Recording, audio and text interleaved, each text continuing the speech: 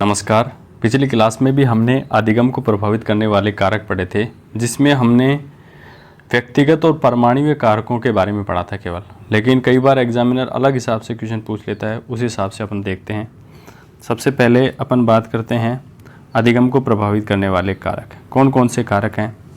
तो सबसे पहले शारीरिक कारक देखेंगे, फिर मनोवैज्ञानिक कारक देखेंगे, फिर पर्यावरण संबंधी कारक देखेंगे, फिर अन्य कारक देखेंगे। तो सबसे पहले शारीरिक कारकों की चर्चा करते हैं।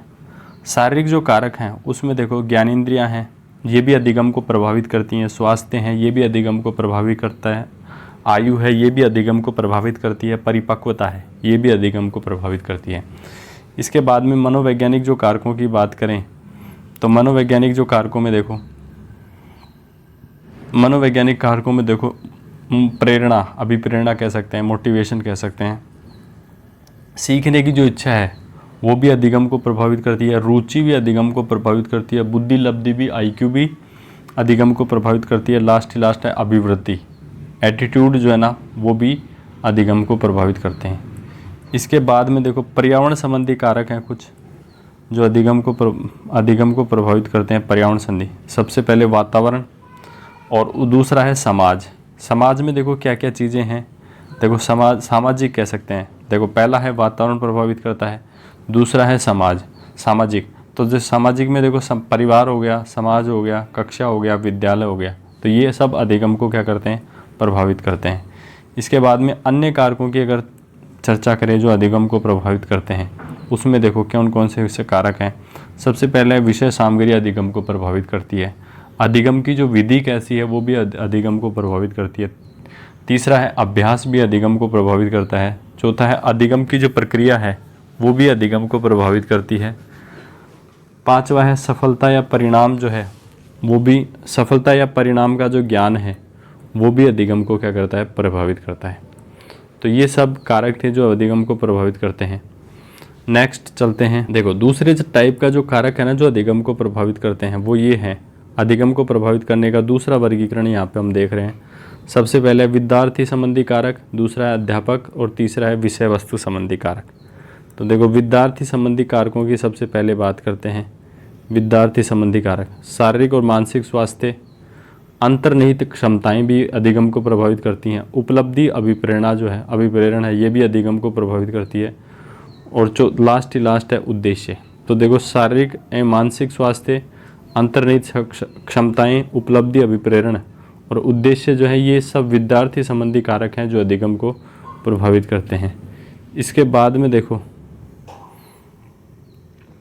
अध्यापक जो संबंधी कारक है ना जो अधिगम को प्रभावित करते हैं, उनको अपन एक एक करके देखते हैं। तो देखो सबसे पहले अध्यापक का जो विषय का जो ज्ञान है वो अधिगम को प्रभावित करता है। शिक्षण का ज्ञान मतलब विषय का ज्ञान है लेकिन पढ़ाने का ज्ञान नहीं है, वो भी अधिगम को प्रभावित करता है। व्यवहार कैसा है अध्यापक का, व्यक्तित्व कैसा है, ये भी अधिगम को प्रभावित करता है। अध्यापक का मानसिक स्वास्थ्य कैसा है, जैसे उसको ज़्यादा गुस्सा तो नहीं आता है, तो ये भी अधिगम को प्रभावित करता है। अनुशासन जो है वो भी अधिगम को प्रभावित करता है।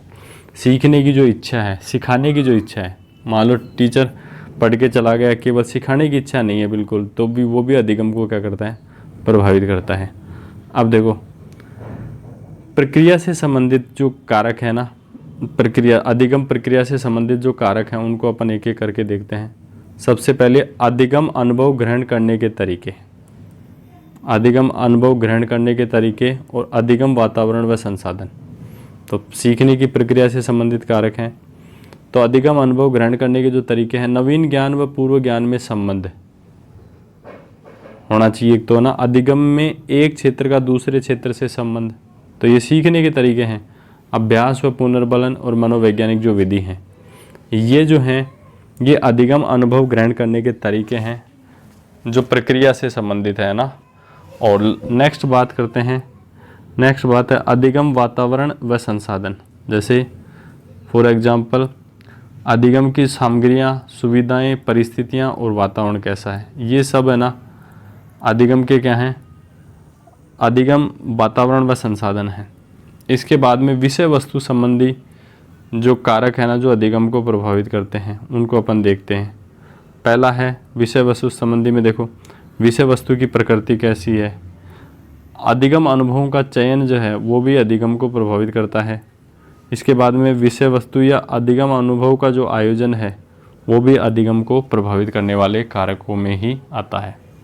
तो देखो, उम्मीद करता हूँ ये सारी चीज़ें आपको सही समझ में आ गई। अब देखो, अब अपन चलते हैं पावलोव के सिद्धांत की तरफ। देखो, पहला ही क्वेश्चन आपकी स्क्रीन पे आ चुका है। मनोविज्ञान में कितने प्रकार के अनुबंधन का उल्लेख है? कि साइकोलॉजी में ना कितने प्रकार के कंडीशनिंग का क्या है उल्लेख है? तो इसका सही जवाब है 2 प्रकार के। अनुबंधन जो होता है 2 प्रकार का होता है। देखो, सबसे पहले देखते हैं। देखो, अनुबंधन सीखने की सबसे सरल विधि है। अनुबंधन क्या है? कंडीशनिंग क्या है? सीखने की सबसे सरल विधि है। यह साहचर्य एसोसिएशन पर आधारित है। किस पर आधारित है? एसोसिएशन पर आधारित है, साहचर्य पर आधारित है। मनोविज्ञान में मुख्यतः 2 प्रकार के अनुबंध का उल्लेख है। कौन कौन से अनुबंधों का उल्लेख है? पहला है प्राचीन या शास्त्रीय अनुबंधन, जिसको क्लासिकल कंडीशनिंग कहते हैं। दूसरा है साधनात्मक या क्रियात्मक अनुबंधन, जिसको ऑपरेंट कंडीशनिंग कहते हैं, है ना। देखो, सबसे पहले अपन बात करते हैं शास्त्रीय अनुबंधन की। शास्त्रीय अनुबंधन के प्रतिपादक कौन है? तो है इवान पेट्रोविच पावलोव, जो हैं वो शास्त्रीय अनुबंधन के क्या हैं? प्रतिपादक है। नेक्स्ट बात करते हैं सीखने का क्लासिकल कंडीशनिंग जो सिद्धांत का प्रतिपादक कौन है? तो वही है पावलोव द्वारा दिया गया। किसने दिया? पावलोव ने। तो देखो, नेक्स्ट क्वेश्चन पे चलते हैं। हाँ जी, देखो नेक्स्ट बात करते हैं इवान द्वारा प्रतिपादित शास्त्रीय अनुबंधन सिद्धांत का अधिगम को निम्न। देखो, इवान पावलोव द्वारा प्रतिपादित शास्त्रीय अनुबंधन सिद्धांत अधिगम को निम्न द्वारा समझाता है। किसके द्वारा समझाता है? तो इसका सही जवाब है साहचर्य के द्वारा समझाता है। देखो, पुनर्बलन, अनुकरण और अंतर्दृष्टि से कोई लेना देना नहीं है।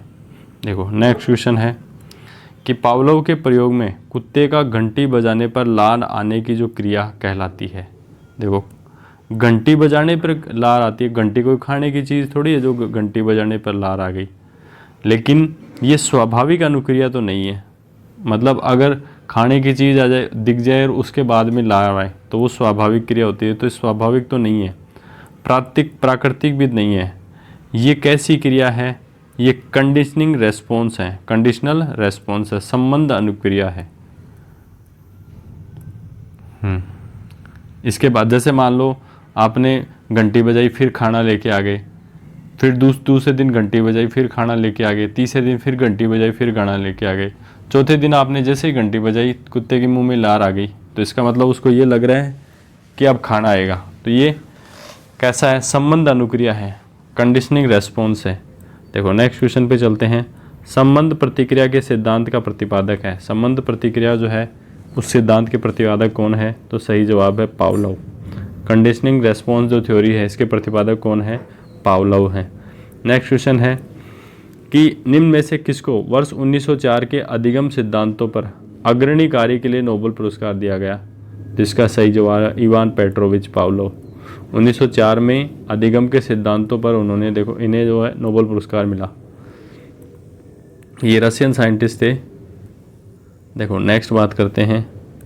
देखो, शास्त्रीय या क्लासिकल अनुबंधन सिद्धांत के संदर्भ में कौन सा कथन सही नहीं है? सही नहीं है बता रहे। देखो, इसमें कौन सा जो कथन है वो सही नहीं है आपको बताना है जी। इसमें कौन सा कथन सही नहीं है वो आपको बताना है ना। तो देखो, अधिगम किए गए तथ्य सामान्यकरण स्थायी होते हैं। देखो, अधिगम किए गए तथ्य सामान्यतः स्थायी होते हैं। तो देखो, यही जो कथन है ना ये गलत है ना। पुनरावृत्ति पर बल देता है। बिल्कुल, कंडीशनिंग जो थ्योरी है ना पुनरावृत्ति पर बल देता है। बालकों के भय और दुश्चिंता से छुटकारा दिलाने में अनुप्रयोग किया जाता है। बिल्कुल सही बात है। अवबोध व रुचि की भूमिका अत्यंत कम होती है इसमें। तो ये भी बात बिल्कुल सही है। लेकिन अधिगम किए गए तथ्य सामान्यतः स्थायी नहीं होते हैं, है ना। देखो, नेक्स्ट क्वेश्चन है अधिगम को सकारात्मक रूप से प्रभावित करने वाला कारक है। तो देखो, अधिगम को सकारात्मक रूप से कौन सा कारक प्रभावित करता है? तो इसका सही जवाब है अधिगम की परिस्थितियाँ। अधिगम की जो परिस्थितियाँ वो सकारात्मक रूप से प्रभावित करेंगी। लेकिन अनुत्तीर्ण हो जाने का भय, डर का मारे पड़ रहा है तो वो प्रभावित तो कर रहा है अधिगम को, लेकिन नकारात्मक रूप से। सहपाठियों से प्रतियोगिता हो रही है, कंपटीशन हो रहा है, तो नेगेटिव रूप से उसको प्रभावित करता है। माता पिता के दबाव में पड़ रहा है तो वो ऋणात्मक रूप से या नकारात्मक रूप से अधिगम को प्रभावित कर रहा है। देखो नेक्स्ट क्वेश्चन की तरफ चलते हैं। हाँ जी, नेक्स्ट क्वेश्चन है कि जब अस्वाभाविक उद्दीपक को किसी स्वाभाविक उद्दीपक के साथ बार बार प्रस्तुत किया जाता है, मतलब कोई अनकंडीशनल जो स्टिमुलेशन है इसको किसी स्टिमुलेटेड स्वाभाविक उद्दीपक के साथ बार बार इसको प्रस्तुत किया जाता है, तो इस स्वाभाविक उद्दीपक में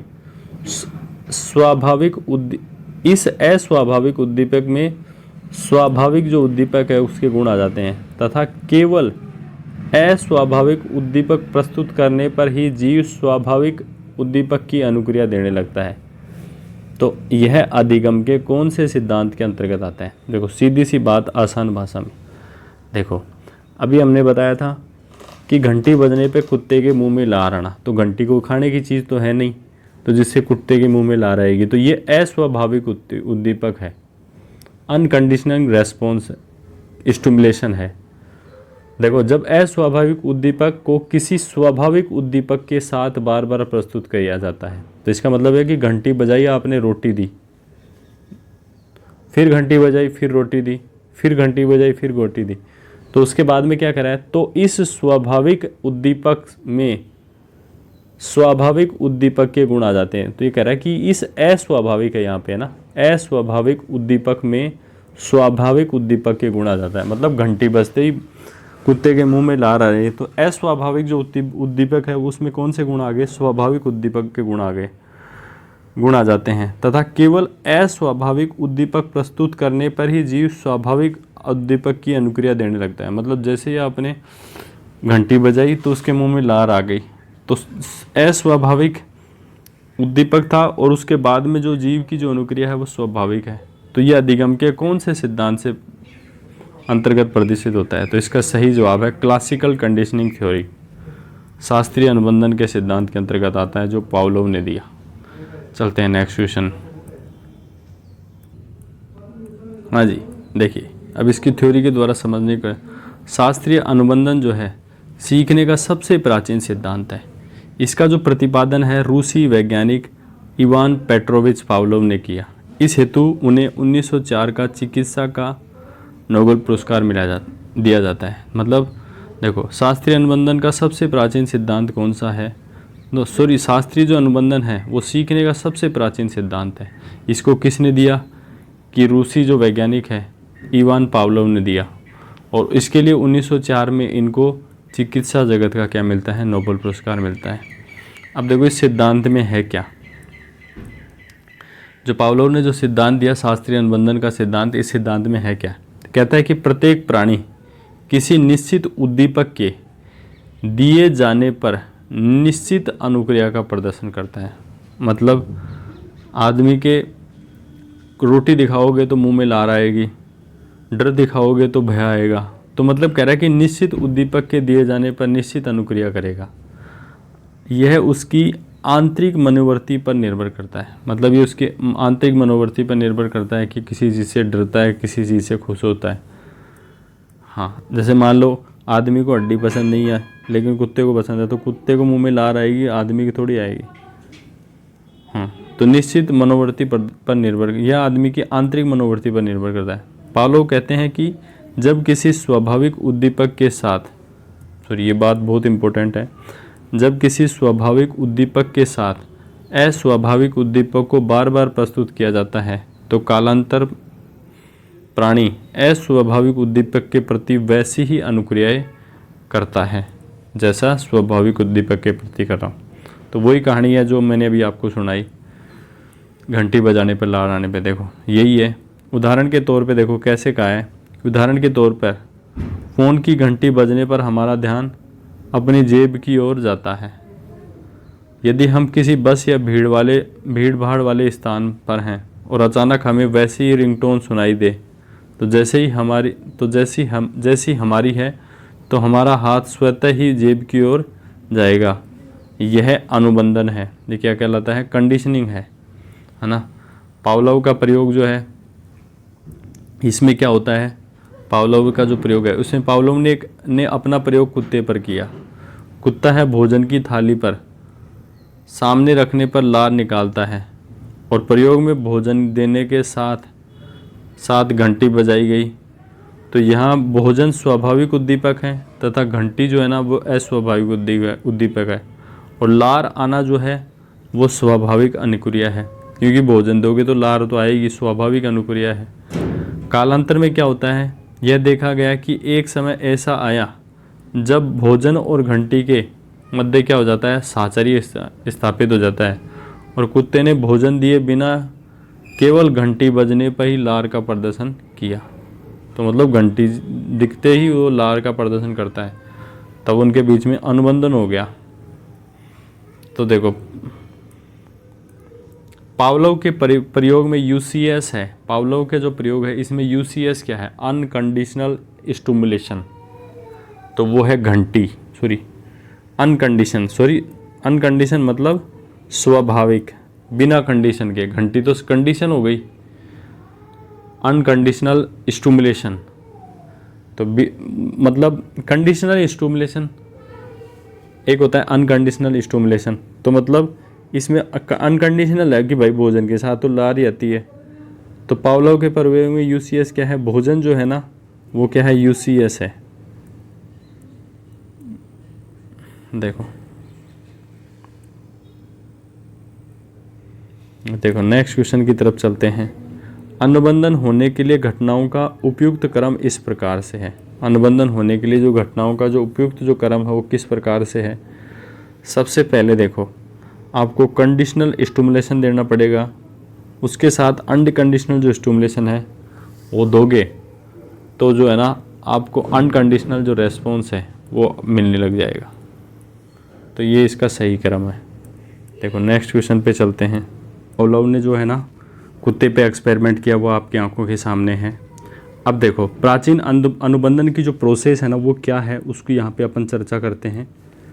देखो यहाँ पे है प्राचीन अनुबंधन की प्रक्रिया। तो देखो अनुबंधन से पूर्व क्या होता है, घंटियाँ बजाते हैं, कोई अनुक्रिया नहीं होती है, क्योंकि अनुबंधित कंडीशनिंग स्टिमुलस है। घंटी बजाने पे कोई अनुक्रिया नहीं हो रही है, मतलब कंडीशनिंग स्टिमुलस है ये घंटी, है ना। इसके बाद में क्या करते हैं, भोजन लाते हैं, भोजन देखते ही क्या आती है, लार आती है।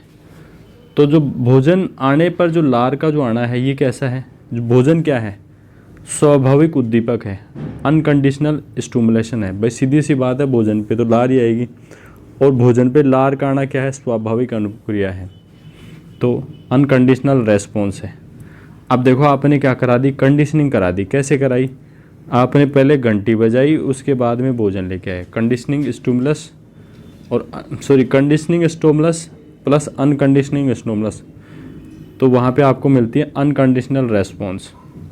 मतलब घंटी प्लस भोजन करके लार आ गई, और अनुबंधन के पश्चात आपने केवल घंटी बजाई, मतलब कंडीशनिंग स्टिमुलस कराया, तो उसके बाद में लार आ गई, तो कंडीशनिंग रेस्पॉन्स हो गया।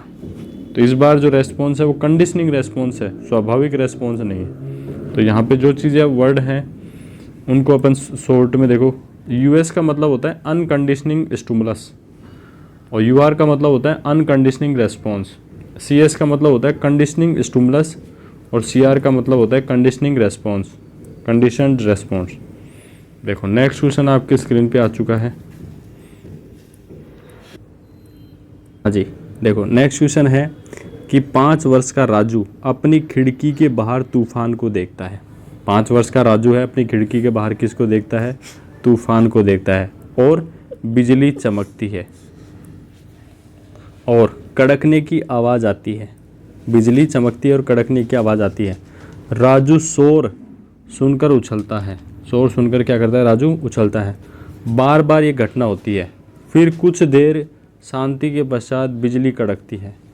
राजू बिजली की गर्जना सुनकर उछलता है। और राजू का उछलना सीखने के किस सिद्धांत का उदाहरण है। देखो सीधी सी बात है, 5 वर्ष का है राजू, खिड़की के बाहर तूफान को देखता है और बिजली चमकती है और कड़कने की आवाज़ आती है। राजू शोर सुनकर उछलता है और बार बार यह घटना होती है। कुछ देर बाद में क्या हो, शांति के बाद बिजली कड़कती है और राजू बिजली की जो गर्जना है सुनकर उछलता है। तो राजू का जो उछलना है ये किसके अंतर्गत आ जाता है? तो इसका सीधा सा उदाहरण उत्तर है ये शास्त्रीय अनुबंधन का उदाहरण है। कंडीशनिंग हो गई कहने का मतलब। बच्चे को लाल गुलाब का कांटा चुभ गया जिससे उसे काफ़ी चोट पहुंची। आगे चलकर वह लाल पोशाक या लाल किसी भी चीज़ को देखकर डरने लगा या लगी। तो ये किसका उदाहरण है? तो ये कंडीशनिंग हो गई लाल रंग से। तो ये सीधा सा उदाहरण है किसका? ये उदाहरण है उद्दीपक सामान्यीकरण का। किसका है? उद्दीपक सामान्यीकरण, मतलब लाल रंग उसके लिए स्टिमुलेशन का काम कर रहा है। तो देखो नेक्स्ट बात करते हैं। देखो बिजली का जो गरजना है ये स्वाभाविक उद्दीपक है कि जैसे बिजली गरजेगी तो उसे डर लगता है। हाँ, तो स्वाभाविक उद्दीपक है ये ना। तो गरजने की आवाज़ से डरना ये स्वाभाविक अनुक्रिया है। जबकि बिजली का जो चमकना है वो अनुबंधित उद्दीपक है, उसमें थोड़ी ना कोई आवाज़ आई है। आप कंडीशनिंग हो गई कि जैसे ही चमकने की आवाज़ आई बच्चा देख के डर गया, और चमक देख कर ही डरना ये अनुबंधित अनुक्रिया है। कंडीशनिंग हो गई इसमें कहने का मतलब है ना। तो देखो अनुबंधन के समय क्या होता है, जब कंडीशनिंग होती है तो चमकना प्लस गरजना दोनों होता है, तब बच्चे को डर लगता है। तो कंडीशनिंग स्टिमुलस और अनकंडीशनिंग स्टिमुलस, तो यहाँ पे आपको अनकंडीशनल रेस्पॉन्स मिलेगा। इसके बाद में अनुबंधन के पश्चात क्या होता है, देखो अनुबंधन के पश्चात चमकने के साथ ही बच्चा डर रहा है, तो मतलब कंडीशनिंग स्टिमुलस हो गया और कंडीशनल आपको रेस्पॉन्स मिल रहा है। देखो देखो नेक्स्ट बात करते हैं नेक्स्ट क्वेश्चन में।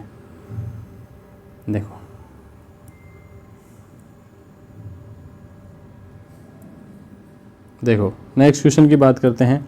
राजेश बीमारी के कारण 1 महीने तक स्कूल नहीं गया। जब विद्यालय गया तो उसे भाग के लंबे सवालों को हल करना नहीं आया, तो कई बार के निराशाजनक अनुभवों में असफलता हाथ लगी। तो लंबे भाग के सवालों को देखते ही वह चिंतित हो जाता था। तो शास्त्रीय अनुबंधन के सिद्धांत के मुताबिक संवेगात्मक स्वाभाविक उत्तेजक है। मतलब कौन सा यहाँ पे उत्तेजक है? तो इसका सही जवाब है उसको असफलता या भग्नाशा की वजह से है ना उसको चिंता हो रही है। तो देखो नेक्स्ट क्वेश्चन पे चलते हैं कि अपन व्याख्या देखते हैं कि उक्त प्रश्न में असफलता एक क्या है? स्वाभाविक उद्दीपक या उत्तेजक है। मतलब असफलता मिलती है तो इससे आदमी निराश होता है, तो स्वाभाविक उद्दीपक है। और असफलता होने से चिंता या भग्नाशा ये जो है स्वाभाविक क्या है? अनुक्रिया है। कि असफलता मिलेगी तो सीधी सी बात है चिंता या भग्नाशा होती है। लेकिन आगे कहता है कि लगातार असफल होने से लंबे सवालों और असफलता में साचर्य स्थापित हो जाता है। देखो लगातार असफल हो रहा है तो लंबे सवालों और असफलता में क्या हो गया? साचर्य स्थापित होता है। इसलिए राजू प्रश्न को देखने भर से ही क्या हो जाता है? चिंतित हो जाता है। तो यहाँ पे देखो असफलता जो है ना, असफलता तो क्या है? स्वाभाविक उद्दीपक है, और असफलता से जो चिंता है वो स्वाभाविक अनुक्रिया है। वो प्रश्न देख रहा है, लंबा प्रश्न देखते ही ये उद्दीपक चिंतित हो रहा है, तो लंबा जो प्रश्न है वो अस्वाभाविक उद्दीपक है, और प्रश्नों को देखकर चिंता हो रही है तो अस्वाभाविक अनुक्रिया है।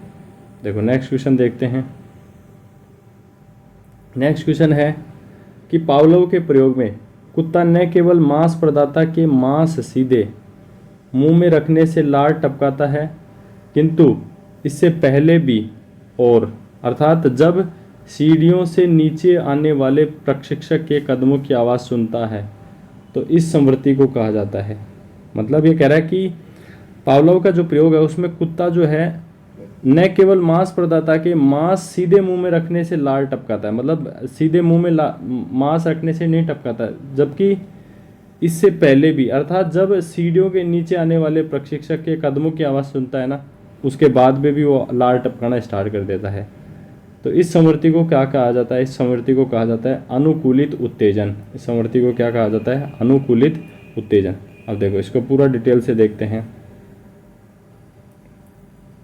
देखो प्रस्तुत प्रयोग में कुत्ते का स्वाभाविक उद्दीपक क्या है? भोजन है। के अलावा किसी अन्य उद्दीपक जैसे घंटी हो गई, पदचाप हो गई आदि के प्रति अनुक्रिया या उत्तेजन प्रकट करना जो है अनुबंधन का ही परिणाम है।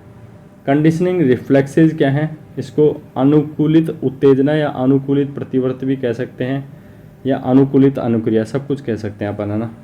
देखो नेक्स्ट क्वेश्चन आपके स्क्रीन पे आ चुका है। क्वेश्चन कुछ इस प्रकार से है कि,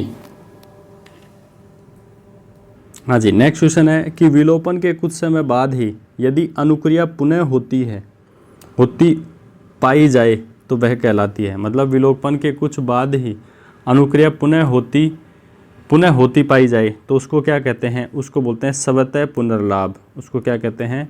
स्वतः पुनर्लाभ। देखो नेक्स्ट क्वेश्चन के तरफ चलते हैं। देखो नेक्स्ट क्वेश्चन है, निम्नलिखित में से कौन सा शास्त्रीय अनुबंधन का सिद्धांत का नियम है? इसमें से कौन सा जो नियम है वो शास्त्रीय अनुबंधन का नियम है? तो इसका सही जो जवाब है वो है विलोपन का जो नियम है, ये शास्त्रीय अनुबंधन का नियम है। निकटता पूर्ति का नियम, समानता का नियम ये नहीं है, केवल विलोपन का नियम है। देखो नेक्स्ट क्वेश्चन की तरफ चल। विलोप में क्या होता है? सबसे पहले एक्सटिंक्शन की बात करते हैं। वांछित अनुक्रिया के बाद उपलब्ध पुनर्बलक को उस परिस्थिति से हटा दिया जाए तो सीखी गई अनुक्रिया क्या हो जाती है? लुप्त हो जाती है। मतलब वांछित अनुक्रिया घंटी बजाई आपने और उसके बाद में उपलब्ध जो पुनर्बलक है, भोजन है ना, उस परिस्थिति से आपने क्या कर लिया? हटा दिया जाए तो सीखी गई जो अनुक्रिया है वो धीरे धीरे क्या हो जाती है? लुप्त हो जाती है, और यही विलोपन कहलाती है। इसे ही क्या कहते हैं? विलोपन कहते हैं। जैसे एग्जाम्पल की बात करें, जैसे कुत्ते के अनुबंधन के पश्चात यदि घंटी तो बजाई किंतु काफ़ी समय तक भोजन नहीं दिया तो एक समय ऐसा आता है कि कुत्ता घंटी के बजने पर लार निकालना क्या कर देता है? बंद कर देता है। तो इसे ही विलोपन कहते हैं। देखो विलोप का प्रतिरोध, देखो विलोप का प्रतिरोध, रेसिस्टेंस ऑफ एक्सटिंक्शन। देखो विलोप के प्रतिरोध से अभिप्राय है कि कोई अधिगम कितनी दृढ़ता से हुआ है, अर्थात स्वाभाविक उद्दीपक के ना देने पर कोई सीखी गई अनुक्रिया कितने समय तक बनी रहती है। विलोप कितनी देर बाद होता है, यह कई कारकों पर निर्भर करता है। देखो आप जैसे घंटी बजते ही है ना, कुत्ते के मुंह में लार आ रही है, तो ये कितनी देर तक बनी रहती है, ये ऐसी जो क्रिया है वो कितनी देर तक करता है, उसको अपन बोलते हैं विलोप का प्रतिरोध। तो देखो विलोप के प्रतिरोध से क्या अभिप्राय है कि कोई अधिगम कितना दृढ़ता से हुआ है। विलोप का प्रतिरोध का मतलब होता है कि कोई जो अधिगम है वो कितना दृढ़ता से हुआ है, अर्थात स्वाभाविक उद्दीपक के ना देने पर कोई सीखी गई जो अनुक्रिया है कितने समय तक बनी रहती है, और विलोप कितनी देर बाद होता है। यह कई कारकों पर निर्भर करता है। कौन कौन से कारक हैं, एक एक करके यहाँ पे चर्चा करते हैं। सीखते समय पुनर्बलित प्रयासों की जो संख्या है अधिक होने पर सीखी गई अनुक्रिया दृढ़ता के साथ अधिकतम स्तर पर पहुँच जाती है। ये कहना ये चाहता है कि सीखते समय यदि पुनर्बली जो प्रयास है, आपने कम से कम 2-3 साल तक ऐसा किया कि घंटी बजाई और फिर भोजन लेके आया, फिर घंटी बजाई, तो आपने पुनर्बली जो प्रयासों की संख्या क्या है बहुत अधिक होने पर तो सीखी गई जो अनुक्रिया है दृढ़ता के अधिकतम स्तर पर पहुंच जाती है। तो उसके कुत्ते के मन में एक दृढ़ता से बैठ जाता है कि भाई घंटी बजने के तुरंत बाद में खाना आता है, तो ये उसके दृढ़ता के अधिकतम स्तर पर पहुंच गई, ये बात है ना। इसके बाद में कहता है कि प्रयासों के दौरान, नेक्स्ट बात करता है, प्रयासों के दौरान पुनर्विलंब की संख्या बढ़ाने से विलोप का प्रतिरोध बढ़ता है। मतलब ज़्यादा देर तक चीज़ें रहती हैं, है ना, विलोपन का जो है प्रतिरोध बढ़ता है। इसके बाद में कहता है कि एक अधिकतम स्तर से प्रयास संख्या बढ़ाने पर विलोप का प्रतिरोध क्या हो जाएगा? कम हो जाएगा। अर्थात जैसे जैसे अर्जन प्रयासों के दौरान पुनर्बलनों की मात्रा बढ़ती जाती है, विलोप का प्रतिरोध भी क्या होता है? घटता जाता है। एक अधिकतम स्तर से प्रयास संख्या बढ़ाने पर, मतलब आप उसको बार बार घंटी दे रहे हो लेकिन खाना नहीं दे रहे हो, तो विलोप का जो प्रतिरोध है वो धीरे धीरे क्या हो जाएगा? कम होता है। जैसे जैसे अर्जन प्रयासों के दौरान पुनर्बलनों की जो मात्रा है बढ़ती है, आप मोटिवेशन दे रहे हो लेकिन है ना उसको भोजन नहीं दे रहे हो तो विलोप का जो प्रतिरोध है वो क्या हो जाएगा, घटता रहता है, घटता है। यदि अर्जन प्रयासों के पुनर्बलन विलंब से उपलब्ध कराया जाए तो विलेपन देरी से होगा। जैसे मान लो घंटी बजाई और उसके 1 घंटे बाद में आप खाना दे रहे हो और हमेशा ऐसा ही कर रहे हो, तो ये कह रहा है कि विलोपन भी देरी से होगा। उसको लगेगा कि भाई 1 घंटे बाद में आएगा। तो अर्जन प्रयासों के पुनर्बलन विलंब से उपलब्ध कराया जाए तो विलोपन है वो क्या होगा, देरी से होगा। अब देखो इसके बाद में बात करते हैं स्वतः पुनर्लाभ या स्पॉन्टेनियस रिकवरी। सीखी गई अनुक्रिया का विलोपन हो जाने के पश्चात यदि कुछ अंतराल बाद अनुबंधित उद्दीपक प्रस्तुत करने पर प्राणी पुनः अनुबंधित अनुक्रिया का प्रदर्शन करे तो यह स्वतः पुनर्लाभ कहलाता है। जैसे मान लो आपने घंटी बजाई, 5-7 दिन खाना नहीं दिया, फिर 5-7 दिन बाद में आपने घंटी बजाते ही पुनः खाना देना स्टार्ट हो गया, तो ये कह रहा है कि मतलब वो अनुक्रिया दोबारा करने लग जाता है। कहता है कि सीखी गई अनुक्रिया का विलोप हो चुका और यदि कुछ अंतराल के बाद अनुबंधित उद्दीपक प्रस्तुत करने पर, कुछ अंतराल के बाद में आपने उसको भोजन दिया तो प्राणी जो है पुनः अनुबंधित अनुक्रिया करने का प्रदर्शन करे तो यह क्या कहलाता है, स्वतः पुनर्लाभ कहलाता है। स्वतः पुनर्लाभ बीती हुई अवधि पर निर्भर करता है। स्वतः जो पुनर्लाभ है किस पर निर्भर करता है, बीती हुई अवधि पर निर्भर करता है। यह अवधि जितनी ज़्यादा होगी विलोपन के जितनी देर बाद की क्रिया की जाएगी पुनर्लाभ की संभावना उतनी ही अधिक होगी। दोबारा से देखते हैं, कहता है कि स्वतः पुनर्लाभ बीती हुई अवधि पर निर्भर करता है कि कितनी अवधि बीत चुकी है। यदि यह अवधि जितनी ज़्यादा होगी विलोपन के जितनी देर बाद क्रिया की जाएगी तो पुनर्लाभ की संभावना उतनी ही अधिक होगी। इसके बाद में बात करते हैं जनरलाइजेशन। नेक्स्ट बात करते हैं सामान्यीकरण या जनरलाइजेशन। देखो सामान्य उद्दीपकों के प्रति समान अनुक्रिया करना क्या कहलाता है, सामान्यीकरण कहता है। मतलब एक समान उद्दीपक है उसके साथ एक जैसी अनुक्रिया करना उसको बोलते हैं सामान्यीकरण।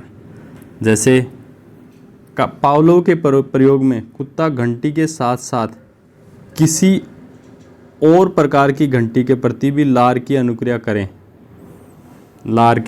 करें तो यह क्या कहलाता है,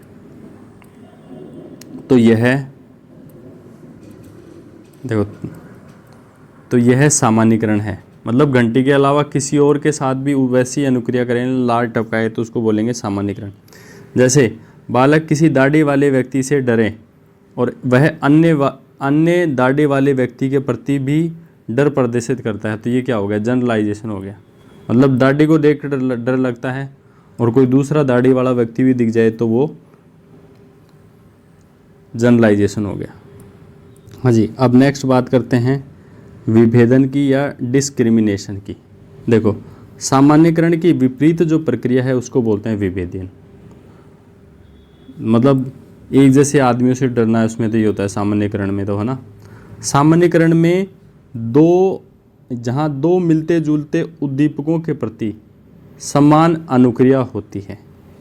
सामान्यीकरण में क्या होता है कि जो एक जैसे 2 उद्दीपक है ना, जैसे मान लो हमने पहली बार देखा कि जो दाढ़ी बढ़े हुए आदमी होते हैं, आतंकवादी होता है, तो हमें हर दाढ़ी बड़े आदमी से डर लगने लग जाए तो ये सामान्यीकरण हो गया। लेकिन सामान्यीकरण के जो प्रक्रिया होती है इसमें तो मिलते जुलते उद्दीपकों के प्रति क्या होती है, समान अनुक्रिया होते हैं। वहीं विभेदन में क्या होता है, वहीं विभेदन में अधिगमकर्ता दोनों उद्दीपकों में अंतर कर लेता है। विभेदन में क्या होता है, डिस्क्रिमिनेशन में क्या होता है कि जो अधिगमकर्ता जो है ना दोनों उद्दीपकों में क्या कर लेता है, अंतर कर लेता है। उदाहरण स्वरूप कुत्ता यदि किसी एक घंटी की आवाज़ पर लार स्रावित करें किंतु उससे मिलती जुलती आवाज़ पर लार स्रावित न करे तो यह क्या हो गया, विभेदन हो गया, डिस्क्रिमिनेशन हो गया। देखो बात करते हैं कि द्वितीय श्रेणी या उच्च श्रेणी अनुबंधन, सेकंड ऑर्डर और हायर ऑर्डर कंडीशनिंग। इसमें क्या होता है कि एक अनुबंधित उद्दीपक के साथ साथ कोई अन्य अनुबंधित उद्दीपक प्रस्तुत किया जाए। मतलब एक कंडीशनिंग स्टिमुलेशन है उसके साथ कोई अन्य उद्दीपक भी प्रस्तुत किया जाए तो प्राणी कालांतर में उसके प्रति भी अनुबंधित स्थापित कर लेता है, तो वह द्वितीय श्रेणी अनुबंधन कहलाता है। तो क्या कहलाता है? द्वितीय श्रेणी अनुबंधन कहलाता है। देखो इसमें बात करते हैं, इस हेतु पावलोव ने अपने प्रयोग में प्रकाश की किरणों का इस्तेमाल किया। जैसे कमरे में प्रवेश करते ही प्रकाश किया जाता है, तत्पश्चात घंटी बजाई जाती है, किंतु कालांतर में यह देखा गया कि कुत्ता रोशनी के आते ही लार निकालने लग जाता है, तो यह द्वितीय श्रेणी अनुबंधन कहलाता है। सेकंड क्या कहलाता है? द्वितीय श्रेणी अनुबंधन, जिसको सेकंड ऑर्डर कंडीशनिंग कहते हैं। देखो नेक्स्ट बात करते हैं,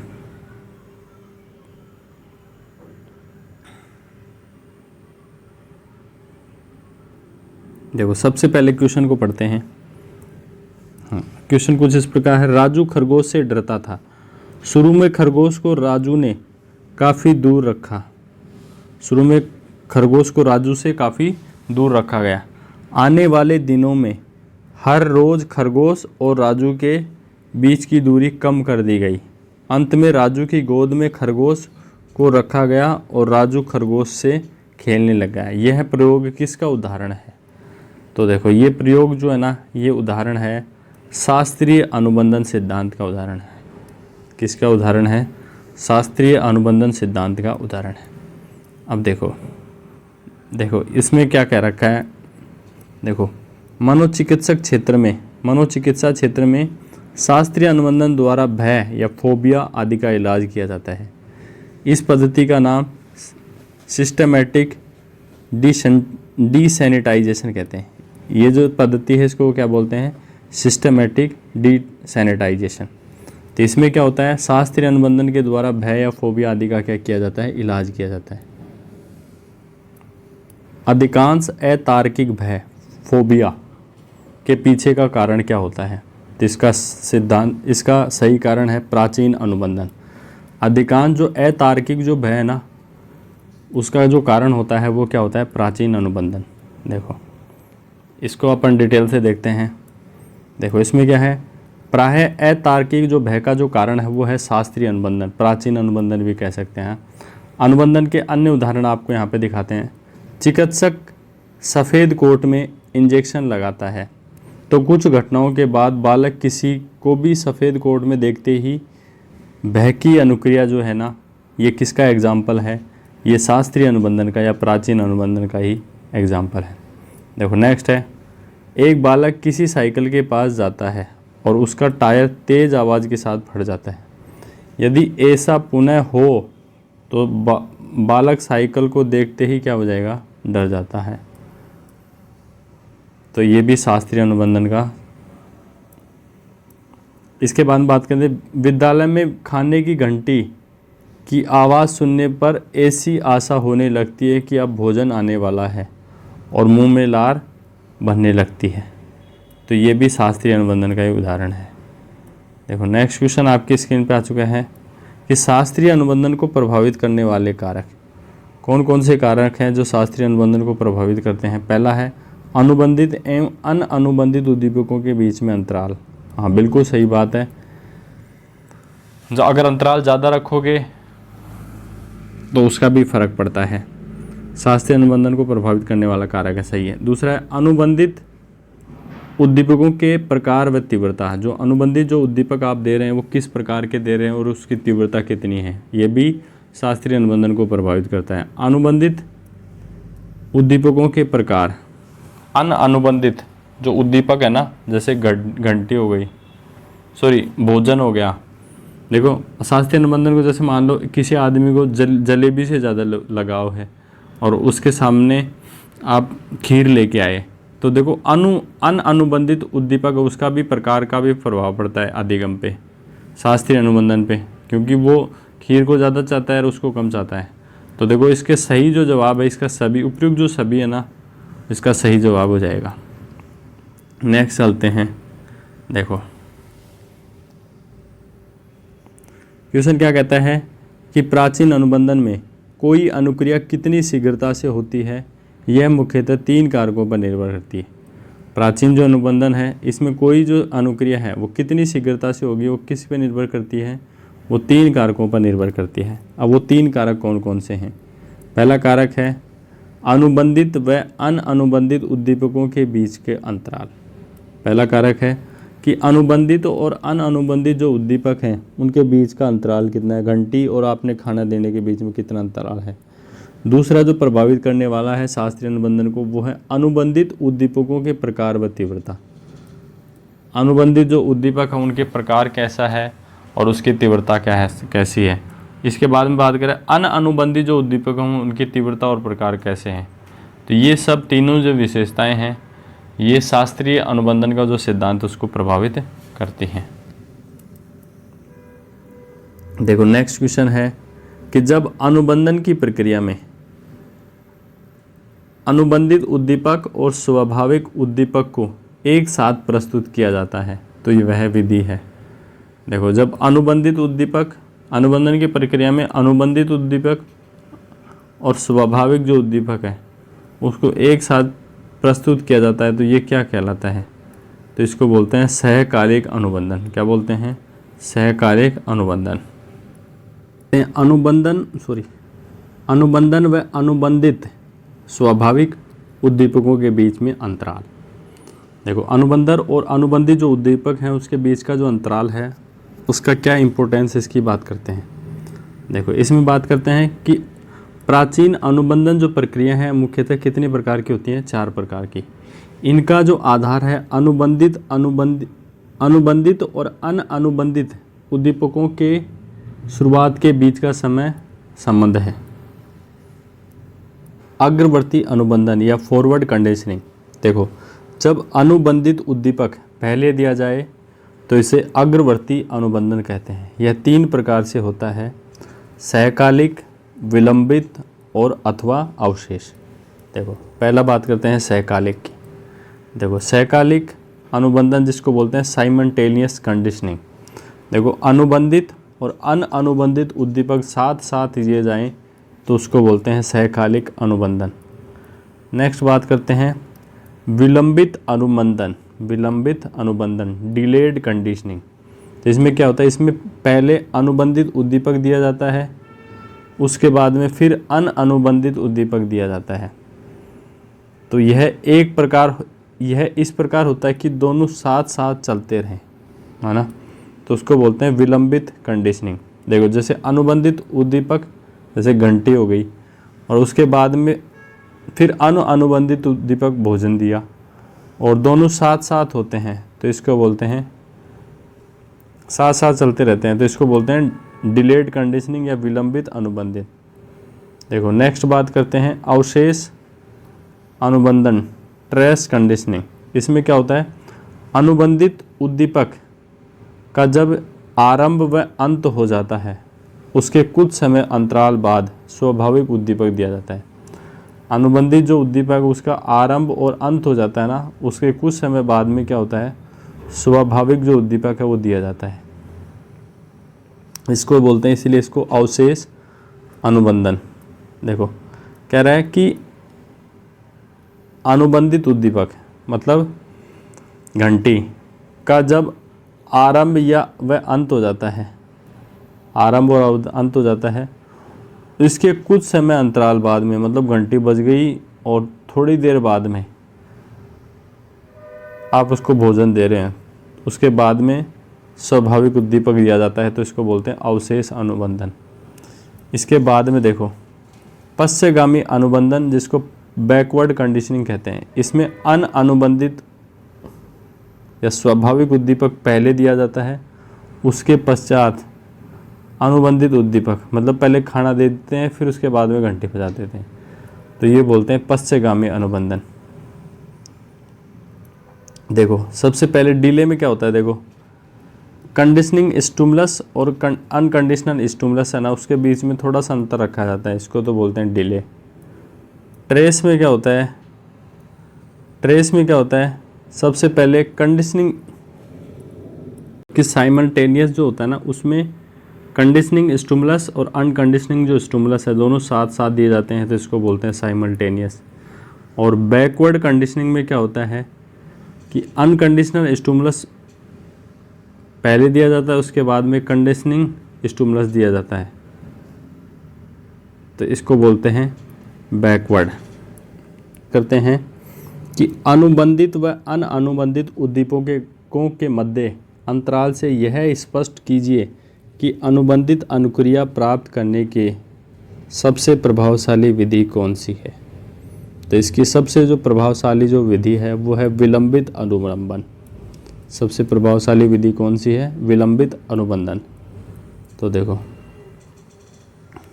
यहाँ पे बात करते हैं कि विलंबित अनुबंधन की जो प्रक्रिया है अनुबंधित अनुक्रिया प्राप्त करने की सबसे प्रभावी विधि है। यह सहकालिक व अवशेष अनुबंधन की जो प्रक्रियाओं हैं से भी अनुबंधित अनुक्रिया प्राप्त होती है, परंतु इन विधियों में विलंबन की अपेक्षा अधिक प्रयास लगते हैं। अतः पश्चगामी अनुबंधन प्रक्रिया से अनुक्रिया प्राप्त होने की संभावना बहुत कम होती है। तो ये जो विलंबन जो अनुक्रिया है वो सबसे बेस्ट है। हाँ जी, नेक्स्ट क्वेश्चन है कि अनुबंधन की प्रक्रिया में उद्दीपकों की प्रकृति का अनुबंधन पर पड़ने वाले प्रभाव के संदर्भ में सत्य कथन है। देखो अनुबंधन की जो प्रक्रिया है उसमें उद्दीपकों की जो प्रकृति है, अनुबंधन का पड़ने वाला जो प्रभाव है उसके लिए सत्य कथन क्या है। पहला कथन है विमुखी उद्दीपक द्वारा अनुबंधन तीव्र गति से होता है। तो ये बात बिल्कुल सही है। जो विमुखी जो उद्दीपक होते हैं उनसे जो अनुबंधन होता है वो तीव्र गति से होता है, बिल्कुल सही बात है।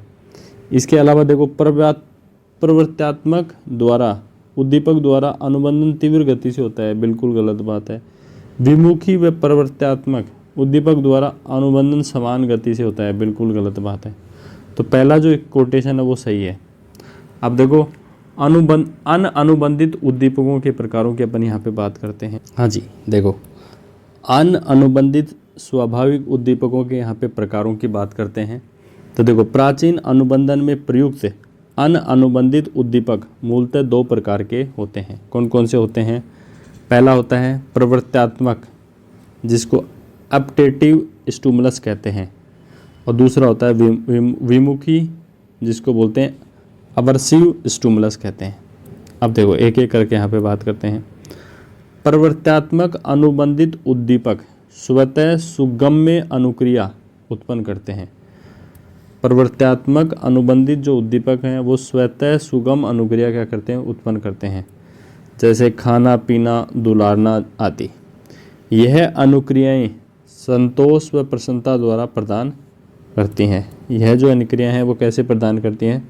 संतोष व प्रसन्नता द्वारा। नेक्स्ट बात है कि विमुखी उद्दीपक जो हैं प्राय दुखदायी एवं क्षतिकारक होते हैं। यह परिहार और पलायन, अवॉइडेंस एंड एस्केप की अनुक्रिया उत्पन्न करते हैं। देखो क्या कहते हैं कि जो विमुखी जो उद्दीपक होते हैं वो प्राय क्या होते हैं? दुखदायी होते हैं और क्षतिकारक होते हैं, और ये परिहार या जो पलायन है उसकी अनुक्रिया क्या करते हैं? उत्पन्न करते हैं। जैसे शोर हो गया, कड़वा स्वाद हो गया, विद्युत आघात हो गया, सुई आदि। ये कैसे हैं? विमुखी उद्दीपक हैं। इसके बाद में देखो नेक्स्ट बात करते हैं। नेक्स्ट बात है प्रत्यावर्त्यात्मक। प्राचीन अनुबंधन धीमा होता है। प्रत्यावर्त्यात्मक जो प्राचीन अनुबंधन होता है वो कैसा होता है? स्लो होता है, और इसके लिए अधिक प्रयास करने पड़ते हैं। जबकि विमुखी प्राचीन जो अनुबंधन है वो 2-3 प्रयासों में क्या हो जाता है? स्थापित हो जाता है। तो उम्मीद करता हूँ ये बात आपको सही समझ में आ गई कि जो प्रत्यावर्तात्मक जो प्राचीन जो अनुबंधन होता है वो धीमा होता है और इसके लिए अधिक प्रयास करने पड़ते हैं, जबकि विमुखी जो प्राचीन अनुबंधन है वो 2-3 प्रयासों में क्या हो जाता है? स्थापित हो जाता है।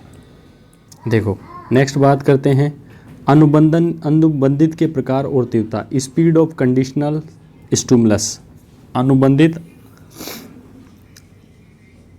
उद्दीपकों के प्रकार और तीव्रता की बात कर रहे हैं ना। अनुबंधित उद्दीपकों के प्रकार एवं तीव्रता प्रत्यावर्तात्मक एवं विमुखी दोनों की दिशा को प्रभावित करती है। देखो अनुबंधित उद्दीपकों के जो प्रकार हैं और तीव्रता जो है वो प्रत्यावर्तात्मक और विमुखी जो अनुबंधन है दोनों की दिशा को क्या करती हैं, प्रभावित करती हैं। इससे आगे बात करते हैं कि प्राचीन अनुबंधन में प्रयुक्त अनुबंधित उद्दीपक यदि एकदम अलग हो तो अनुबंधन शीघ्र होता है। क्या कह रहा है कि प्राचीन अनुबंधन में यदि अनुबंधित उद्दीपक जो है, प्रयुक्त अनुबंधित जो उद्दीपक है एकदम अलग हो तो अनुबंधन क्या होता है, जल्दी होता है। जैसे प्रयोगशाला में घंटी सामान्यतः नहीं होती है। हाँ, उसके बाद में बात करते हैं अनुबंधित उद्दीपक की तीव्रता भी अनुबंधन को प्रभावित करती है, और अनुबंधित उद्दीपक जितना तीव्र होगा अनुक्रिया के अर्जन की गति उतनी ही तीव्र होगी, अर्थात कम प्रयास में अनुबंधन स्थापित हो जाएगा। तो ये हमने पढ़ लिया है। देखो क्या कह रहा है, दोबारा से बात करते हैं। अनुबंधित जो उद्दीपक हैं उसकी तीव्रता भी अनुबंधन को प्रभावित करती है। मतलब जितना अधिक तीव्र होगा अनुक्रिया के अर्जन की जो गति है उतनी क्या होगी, तीव्र होगी, और कम प्रयास में आपको अनुबंधन क्या हो जाएगा, स्थापित हो जाएगा। अब देखो नेक्स्ट बात करते हैं थॉर्नडाइक का जो सिद्धांत उसकी अपन यहाँ पे चर्चा करते हैं। नेक्स्ट बात है थॉर्नडाइक का सिद्धांत। तो देखो पहला क्वेश्चन है अधिगम का मुख्य नियम नहीं है। यहाँ पे कौन सा जो नियम है वो अधिगम का मुख्य नियम नहीं है। तो देखो इसका सही जवाब है मनोवृत्ति का जो नियम।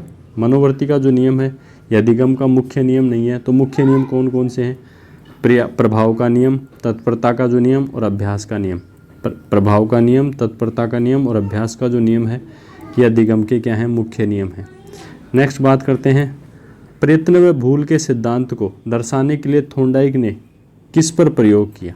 देखो प्रयत्न और भूल का सिद्धांत को दर्शाना था तो थॉर्नडाइक ने किस पर प्रयोग किया, तो इसका सही जवाब है बिल्ली पर। थॉर्नडाइक ने किस पे प्रयोग किया था, बिल्ली पे।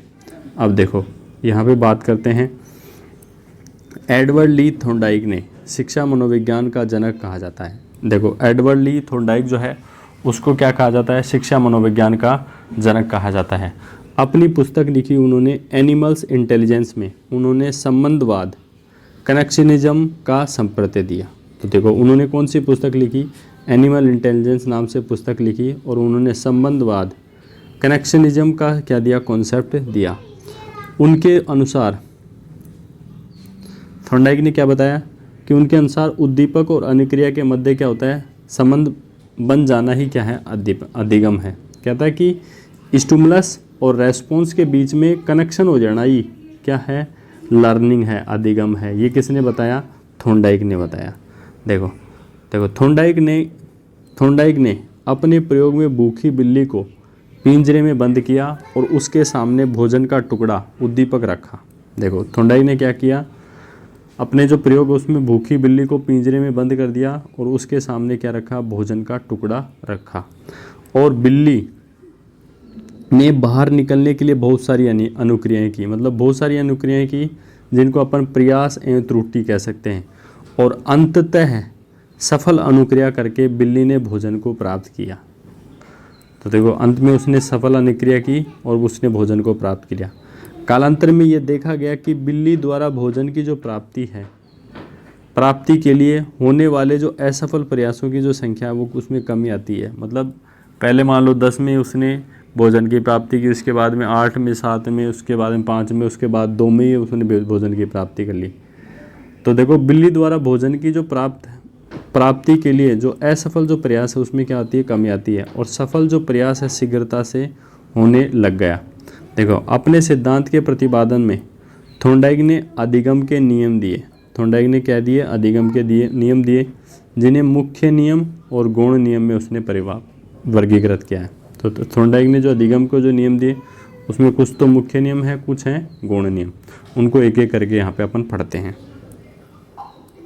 देखिए थॉर्नडाइक ने जो नियम दिया उसकी, देखो ये बिल्ली है उसको एक पिंजरे में बंद कर दिया, यहाँ पे लीवर लगा दिया और इसके बाद में देखो यहाँ पे स्ट्रिप्स लगी हुई हैं, ट्रैप डोर है, यहाँ पे पकड़ने का डोर है ये ना। इसके बाद में देखो अधिगम के जो नियम हैं वो कौन कौन से नियम हैं।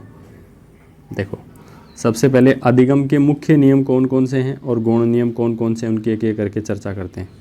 सबसे पहले अपन मुख्य नियमों की चर्चा करते हैं। मुख्य नियम में है तत्परता का नियम, दूसरा है अभ्यास का नियम अभ्यास में भी एक उपयोग का नियम और अनुप्रयोग का नियम है, और तीसरा जो मुख्य नियम है वो प्रभाव का नियम। तो देखो मुख्य नियम कौन कौन से हो गए, तत्परता का नियम, अभ्यास का नियम और प्रभाव का नियम। और अभ्यास के नियम में उपयोग का नियम और अनुपयोग का नियम, दो उप नियम कह सकते हैं। इसके बाद में गौण नियमों की अगर बात करें तो देखो गौण नियम कौन कौन से, एक बहु अनुक्रिया का नियम है। कौन सा नियम है, बहु अनुक्रिया का नियम है। दूसरा है मनोवृत्ति का नियम है, दूसरा एक बहु अनुक्रिया का नियम, दूसरा मनोवृत्ति का नियम। तीसरा देखो आंशिक क्रिया का नियम, तीसरा कौन सा नियम है, आंशिक क्रिया का नियम है। चौथा है सादृश्य द्वारा अनुक्रिया का नियम है, चौथा कौन सा नियम है, सादृश्यता के द्वारा अनुक्रिया का नियम। और पांचवा जो गौण नियम है वह साहचर्य परिवर्तन का नियम है। पांचवा गौण नियम कौन सा है, साहचर्य परिवर्तन का नियम है। चलते हैं नेक्स्ट पेज पे। देखो नेक्स्ट बात करते हैं, अधिगम में उपयोग और अनुपयोग के नियम को कहा जाता है। देखो अधिगम में जो उपयोग और अनुपयोग का जो नियम है उसको क्या कहा जाता है। देखो इसमें अभी अभी हमने पढ़ा था उपयोग और अनुपयोग का जो नियम है, अनुप्रयोग का जो नियम है वो है अभ्यास का नियम, लेकिन यहाँ पे अभ्यास ऑप्शन में नहीं है। तो यहाँ पे जो रीड 2017 में क्वेश्चन आया था तो यहाँ पे इस पे बोनस दिया गया था ना। तो नेक्स्ट क्वेश्चन की तरफ चलते हैं। देखो नेक्स्ट क्वेश्चन है, क्वेश्चन क्या है कि निम्नलिखित में से कौन सा कथन सत्य है। देखो कह रहा है कि घोड़े को तालाब तक ले जाया जा सकता है और उसको पानी पिलाने के लिए बाध्य किया जा सकता है। बिल्कुल गलत बात है ना। नेक्स्ट क्वेश्चन है, न तो घोड़े को तालाब तक ले जाया जा सकता है, न ही पानी पीने के लिए बाध्य किया जा सकता। तो ये बात भी बिल्कुल गलत है। तो देखो अधिगम के नियमों में अपन ये पढ़ेंगे, घोड़े को तालाब पर ले जाकर उसको पानी पिलाने के लिए सब कुछ किया जा सकता है। तो ये बात भी बिल्कुल गलत है। इसका जो मनोविज्ञान से जुड़ा हुआ जो कथन है ना वो है, घोड़े को तालाब तक ले जाया जा सकता है लेकिन उसको पानी पिलाने के लिए बाध्य नहीं किया जा सकता। ये मनोविज्ञान से जुड़ा हुआ नियम है जिसको हम आगे पढ़ेंगे। तो ये डी जो ऑप्शन है वो बिल्कुल सही हो जाएगा। नेक्स्ट क्वेश्चन की तरफ चलते हैं। एक शिक्षक होने के नाते आप सीखने के किस नियम को नहीं अपनाएंगे। सीखने का कौन सा नियम है जिसको आप नहीं अपनाएंगे। तो देखो आंशिक क्रिया का नियम को भी अपना सकते हैं, तत्परता के नियम को भी अपनाएंगे, अभ्यास का नियम को भी अपनाएंगे, लेकिन प्रलोभन का नियम जो है ना, लालच का नियम, ऐसा कोई नियम नहीं है जिसको अपन अपनाएंगे। तो देखो प्रलोभन का जो नियम है ऐसा कोई नियम नहीं होता है। तो देखो नेक्स्ट क्वेश्चन पे चलते हैं।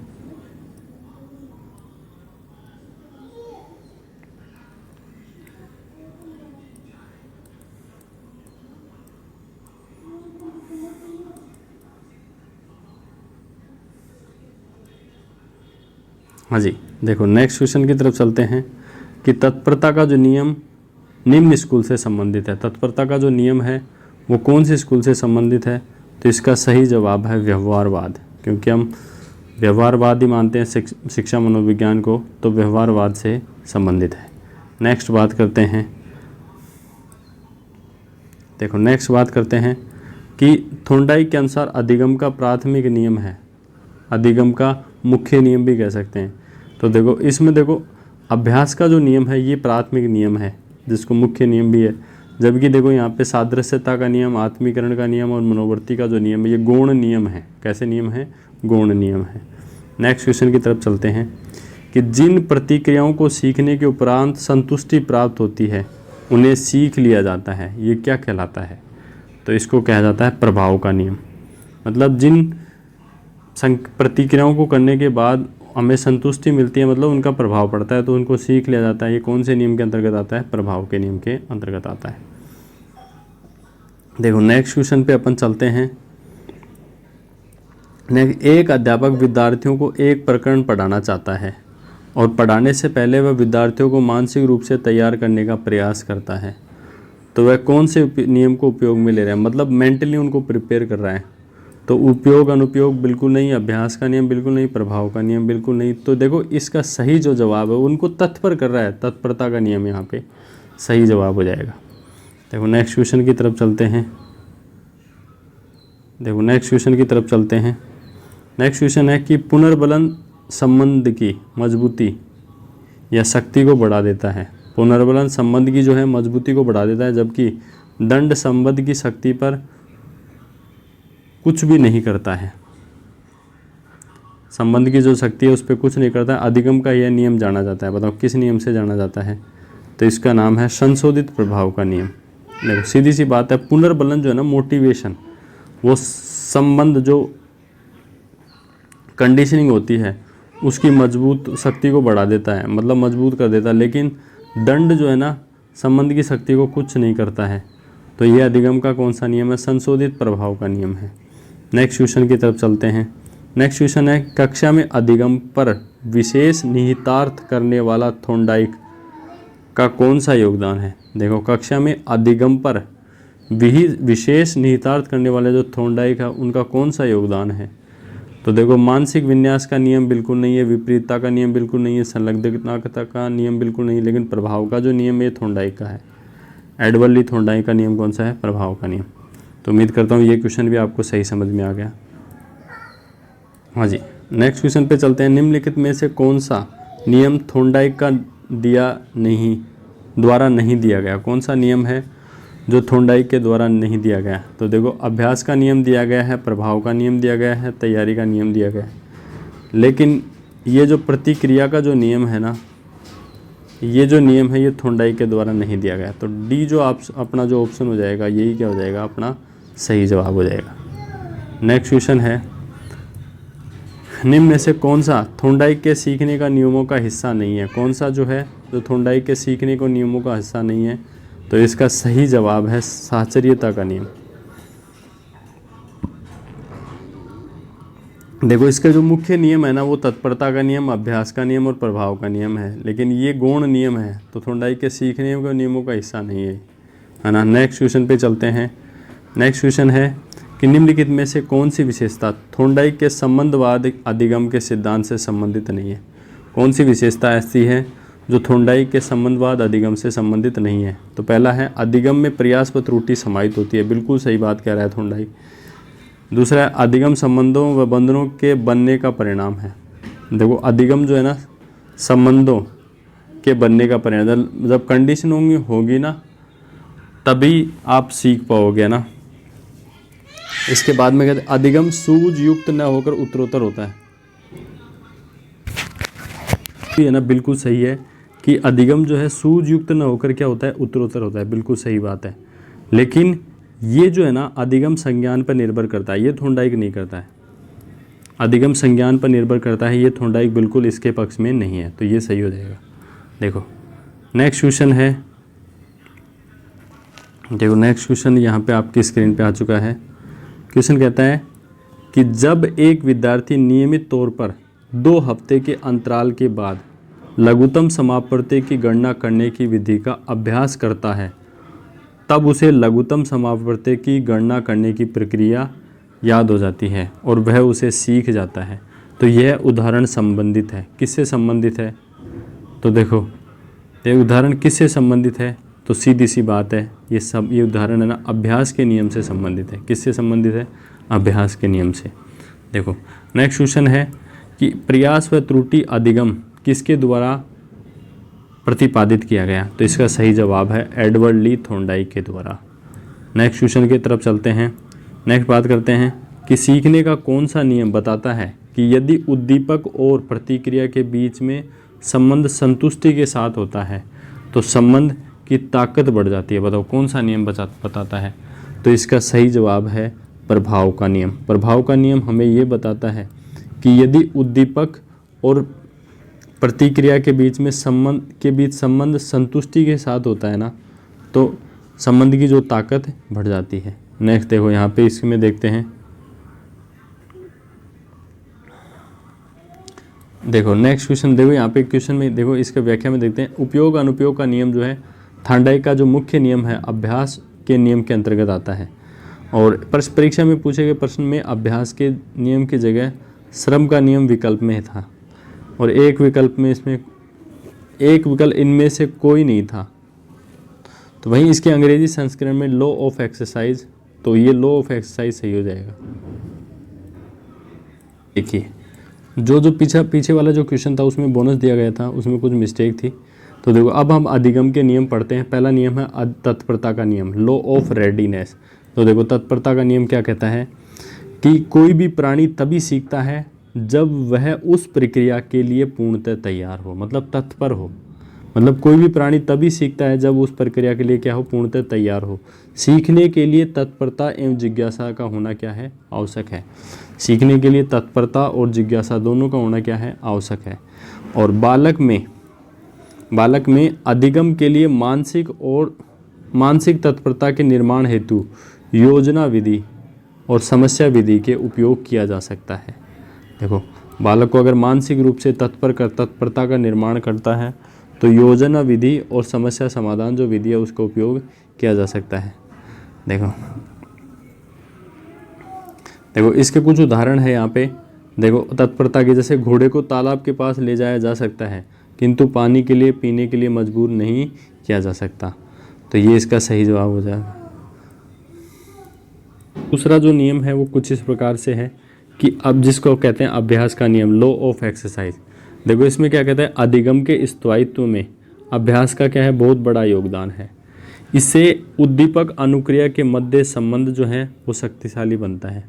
अभ्यास के द्वारा क्या होता है, उद्दीपक और अनुक्रिया के जो मध्य वो संबंध है वो क्या बनते हैं, शक्तिशाली बनता है।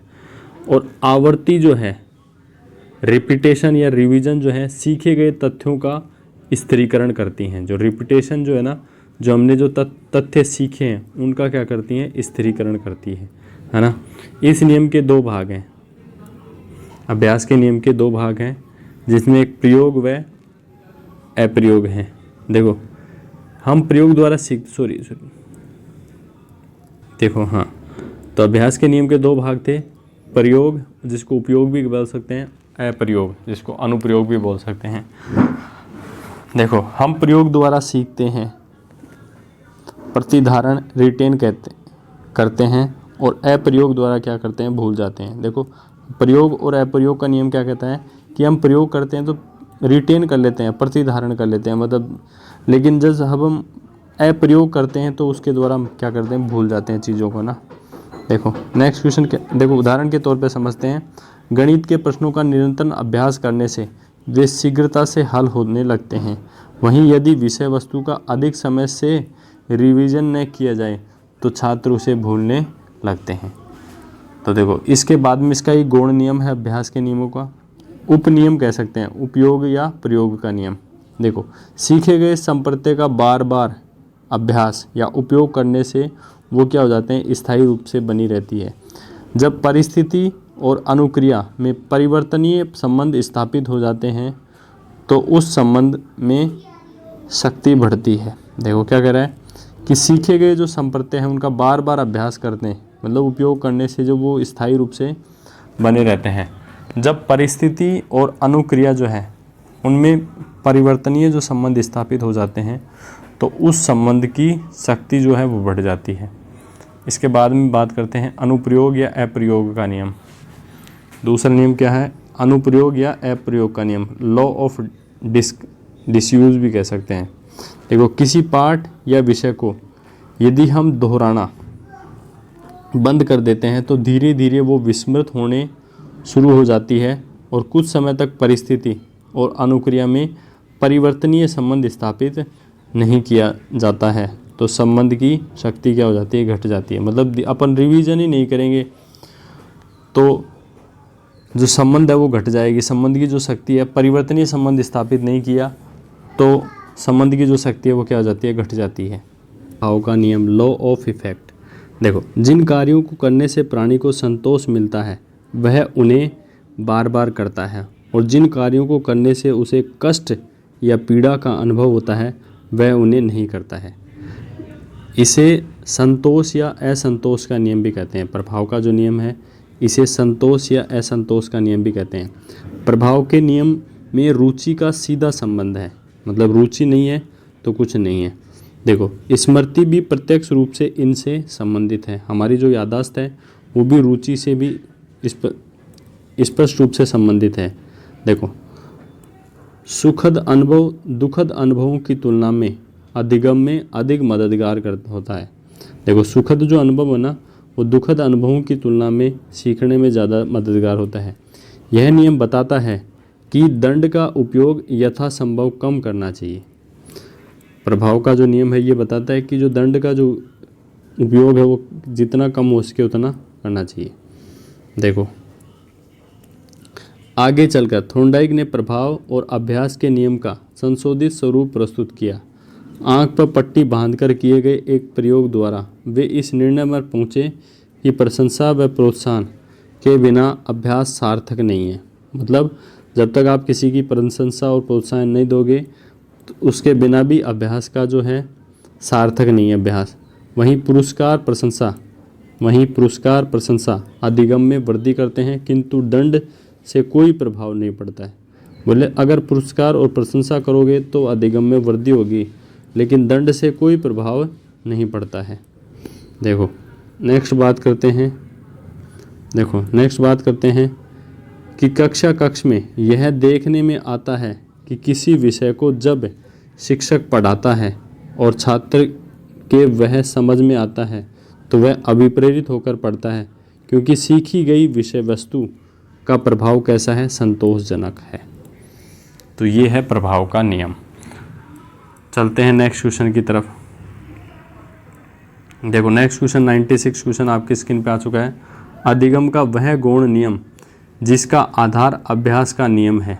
तो कौन सा नियम है जिसका आधार क्या है, अभ्यास का नियम है। तब होता है बहु अनुक्रिया, मतलब बहुत बार आपने अनुक्रियाएं की तब जाके आपको सफलता मिली।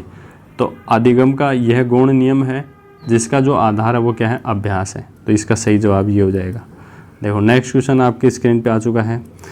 निम्नलिखित में से कौन सा थॉर्नडाइक द्वारा प्रतिपादित अधिगम का गौण नियम है। देखो कौन सा गौण नियम है, तो देखो यहाँ पे प्रभाव का नियम, अभ्यास का नियम और तत्परता का जो नियम है, ये तीनों जो नियम है ये कैसे नियम है, ये मुख्य नियम है। कैसे नियम है, मुख्य नियम है। तो अपना जो सही जवाब हो जाएगा गौण नियम क्या है, बहुरूपी अनुक्रिया का नियम। बहुरूपी जो अनुक्रिया का जो नियम है ये अधिगम का कैसा नियम है, गौण नियम है। हाँ जी, अब देखो एक एक करके अपन है ना अधिगम के गौण नियमों को पढ़ते हैं। सबसे पहले है बहु अनुक्रिया का नियम, लॉ ऑफ मल्टीपल रेस्पॉन्स। देखो इसमें क्या कहता है, देखो व्यक्ति सफल होने के लिए बहुत सारी अनुक्रियाएं करता है। कोई भी आदमी है सफल होने के लिए बहुत सारी अनुक्रियाएं करता है। अनेक प्रयासों से होते हुए सफल प्रयास तक पहुंचता है। मतलब अनेक प्रयास करता है तब जाकर वो एक सफल प्रयास तक पहुंचता है। इस नियम का जो आधार है वो अभ्यास का नियम है। बहु अनुक्रिया का जो नियम है वो क्या है, आधार क्या है, वो है अभ्यास का नियम। चलते हैं नेक्स्ट नियम पर। हाँ जी, तो देखो इसी के एग्जाम्पल को समझते हैं। पिंजरा खोलने की प्रक्रिया में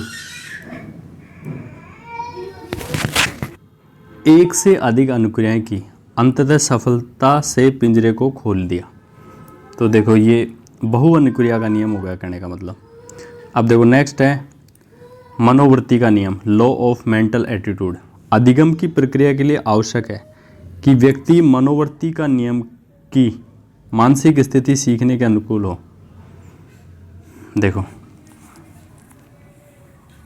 क्या कहता है कि अधिगम की प्रक्रिया के लिए क्या आवश्यक है कि जो व्यक्ति की जो मनोवृत्ति है, मनोवृत्ति का जो नियम है, व्यक्ति की जो मनोवृत्ति है या कह सकते हैं मानसिक जो स्थिति है वो सीखने के क्या हो, अनुकूल हो। तो अनुकूल मनोवृत्ति से तत्परता आती है। जब मनोवृत्ति अनुकूल होगी तभी तत्परता आएगी। तो देखो उदाहरण के तौर पे बात करें कि एक परीक्षार्थी जब तक स्वयं की ऐसी मनोदशा न रखे कि उसे आगामी परीक्षा में सफल होना है तो वह सफल नहीं हो सकता। मतलब जब तक उसकी खुद की मनोवृत्ति सही नहीं है कि उसे आगामी परीक्षा में सफल होना है तब तक वह सफल नहीं हो सकता। नेक्स्ट बात करते हैं आंशिक क्रिया का नियम। नेक्स्ट कौन सा नियम है, आंशिक क्रिया का नियम, लॉ ऑफ पार्शियल एक्टिविटी। देखो अधिगम की प्रक्रिया के दौरान व्यक्ति संपूर्ण स्थिति नहीं बल्कि उसमें एक अंश या पक्ष के प्रति अनुक्रिया करता है। देखो इसमें क्या कहता है कि अधिगम की प्रक्रिया के दौरान जो व्यक्ति है संपूर्ण स्थिति की नहीं बल्कि एक अंश या पक्ष के प्रति ही क्या करता है, अनुक्रिया करता है। इसलिए इसका नाम पड़ा है आंशिक क्रिया का नियम।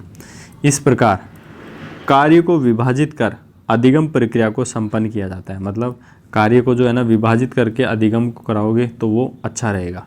उदाहरण के तौर पे बात करें, किसी विषय की पढ़ाई के दौरान छात्र अपनी विषय वस्तु को छोटे छोटे खंडों में विभाजित करके ही पढ़ता है, एक साथ नहीं पढ़ सकता ना। देखो नेक्स्ट बात करते हैं सादृश्य अनुक्रिया का नियम, लॉ ऑफ एनालॉजी। नेक्स्ट नियम है सादृश्य अनुक्रिया का नियम, लॉ ऑफ एनालॉजी। किसी नवीन परिस्थिति में अनुक्रिया के समय व्यक्ति समान परिस्थिति में की गई अनुक्रिया के आधार पर समान अनुक्रिया करता है। क्या कहता है?